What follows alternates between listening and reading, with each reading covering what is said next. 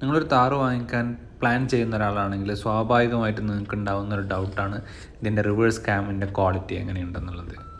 ഞാൻ ഈ video night shoot ചെയ്യാൻ തന്നെ കാരണം എന്താ വെച്ച് കഴിഞ്ഞാൽ അതിൻ്റെ ആ ക്വാളിറ്റി നമുക്ക് രാത്രിയാണ് കുറച്ചുകൂടെ ഒന്നുകൂടെ കറക്റ്റ് മനസ്സിലാവുക. അതുകൊണ്ടാണ് ഞാൻ നൈറ്റ് ഷൂട്ട് ചെയ്തിരിക്കുന്നത്. അപ്പോൾ നിങ്ങൾക്ക് കാണാം, ഇതാണ് ഇതിൻ്റെ റിവേഴ്സ് ക്യാമിൻ്റെ ക്വാളിറ്റി വരുന്നത്.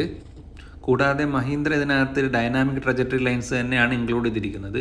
ഞാനിപ്പോൾ സ്ട്രൈറ്റ് ആയിട്ട് റിവേഴ്സ് എടുക്കുന്നത് കൊണ്ടാണ് ആ ലൈൻസ് നമുക്ക് സ്ട്രൈറ്റ് ആയിട്ട് കാണുന്നത്. ഇപ്പോൾ ഞാൻ പതിയെ റിവേഴ്സ് ചെയ്തുകൊണ്ടിരിക്കുകയാണ്.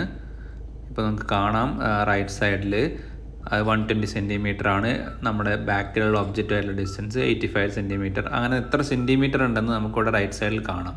അപ്പോൾ അതനുസരിച്ച് നമുക്ക് കറക്റ്റായിട്ട് നമുക്ക് വണ്ടി കൊണ്ടുവന്ന് പ്ലേസ് ചെയ്യാം. വളരെ നിയറായി എത്തിക്കഴിഞ്ഞ് കഴിഞ്ഞാൽ അവിടെ സ്റ്റോപ്പെന്ന് ബീപ്പടിച്ച് നിൽക്കും. അപ്പോൾ നമുക്ക് വണ്ടി കറക്റ്റായിട്ട് പാർക്ക് ചെയ്യാൻ പറ്റും.